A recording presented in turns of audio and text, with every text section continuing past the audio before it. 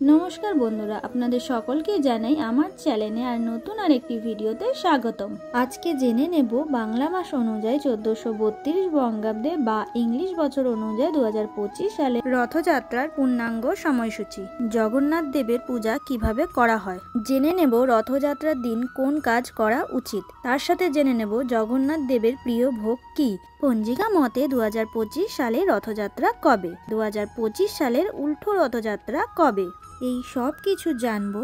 তবে তার আগে কেউ যদি আমার চ্যানেলে নতুন হয়ে থাকেন তাহলে আমার চ্যানেলটিকে সাবস্ক্রাইব করে পাশে থাকা বেল আইকনটি ক্লিক করে আমার পাশে থাকার অনুরোধ রইল। ভিডিওর মূল পর্বে যাওয়ার আগে সবাই কমেন্ট বক্সে লিখুন জয় জগন্নাথ। আপনাদের সকলকে জানাই আগাম রথযাত্রার শুভেচ্ছা। তো চলো বন্ধুরা, দেরি না করে ভিডিওটি শুরু করা যাক। রথযাত্রা, যা রথ উৎসব নামে পরিচিত, এটি একটি জনপ্রিয় হিন্দু উৎসব যা আষাঢ় মাসের শুক্লপক্ষের দ্বিতীয়া তিথিতে পালিত হয়। স্নান যাত্রার দিন 108 ঘড়া জলে স্নান করার পর প্রভু জগন্নাথ দেব, বলরাম দেব ও দেবী সুভদ্রা অসুস্থ হয়ে পড়েন। সেই কারণে ভক্তগণদের থেকে নিবৃত্তে অনশরকাল কাটান এবং চিকিৎসা করে সুস্থ হয়ে ওঠেন। তারপরই রথযাত্রা উৎসব পালিত হয়। রথযাত্রা উৎসবের মূল আকর্ষণ হলো একটি বিশাল বাৎসরিক শোভাযাত্রা, যেখানে জগন্নাথ দেব, বলরাম দেব ও সুভদ্রা দেবীর কাঠের মূর্তিকে তিনটি বিশাল এবং খুব সুন্দরভাবে সজ্জিত রথের ওপর স্থাপন করা হয়। পুরীর রাস্তা দিয়ে রথগুলি ভক্তরা টেনে নিয়ে যায় গুন্ডিচেরি মন্দিরে, যেটিকে ওনাদের মাসির বাড়ি বলে পরিচিত।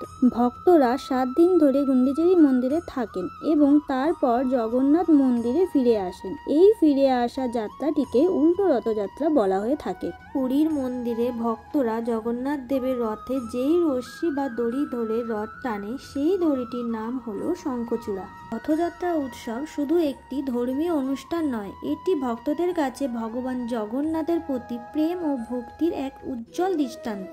জেনে নেব জগন্নাথ দেবের পুজো কিভাবে করা হয়। হিন্দুদের অন্য দেবদেবীদের পুজোর মতনই ভগবান জগন্নাথের পুজোও একই রকম ভাবে পালিত হয়। নবকালেবর নামক একটি পবিত্র রীতিতে প্রতি 12 বছর অন্তর জগন্নাথের কাঠের মূর্তি প্রতিস্থাপন করা হয় এবং যেসব গাছ দিয়ে মূর্তিটি খোদাই করা হবে সেইগুলি সাবধানে নির্বাচন করা হয়। মন্দিরগুলিতে ভক্তরা মাটির পাত্রে রান্না করা সাধারণ খাবার মহাপ্রসাদ হিসাবে জগন্নাথ দেবকে প্রদান করেন এবং এটি প্রতিদিন হাজার হাজার ভক্তদের প্রসাদ হিসাবে পরিবেশন করা হয়। জগন্নাথ দেবের প্রিয় ভোগ: 5 রকমের ভাত, 5 রকমের ডাল, শুক্তো, বিভিন্ন রকমের সবজি দিয়ে তৈরি করা তরকারি, বেগুনের মরিচ পানি, নারকেল বাটা দিয়ে হরেক রকমের চাটনি, মগজ লাড্ডু, মালপোয়া, খাজা, গজা, খই, মুরখি, খিচুড়ি, পায়েস, ক্ষীর এবং আরও অনেক কিছুই জগন্নাথ দেবের ভোগে থাকে। রথের দিন 56 ভোগের এইসব খাবার নিবেদন করা হয়।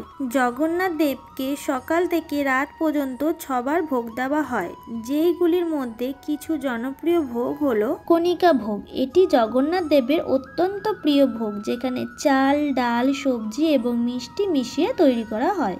মগজ লাড্ডু, এটি পুরীর জগন্নাথ দেবের একটি বিশেষ মিষ্টি, যা নারকেল, চিনি ও ময়দা দিয়ে তৈরি করা হয়। মালপোয়া, এটি ক্ষীর, দুধ, ময়দা এবং পেস্তা গুঁড়ো দিয়ে তৈরি করা হয়, যা রথের দিন সকালে ভোগ দেওয়া হয় জগন্নাথ দেবকে। খিচুড়ি, জগন্নাথ দেবের প্রাতরাশে খিচুড়ি দেওয়া হয়।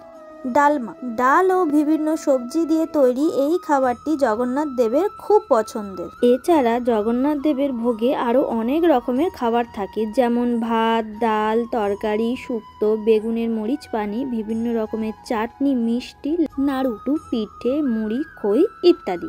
শাস্ত্র মতে রথযাত্রার পুণ্যতিথিতে যে কোনো শুভ কাজ শুরু করা অত্যন্ত শুভ। জেনে নেব পঞ্জিকা অনুসারে 2025 সালে রথযাত্রার পূর্ণাঙ্গ সময়সূচি। রথযাত্রা বা শোভাযাত্রা পালিত হবে 12ই আষাঢ় 27শে জুন শুক্রবার। দ্বিতীয়া তিথি শুরু হচ্ছে 11ই আষাঢ় 26শে জুন বৃহস্পতিবার দুপুর 2:42 থেকে।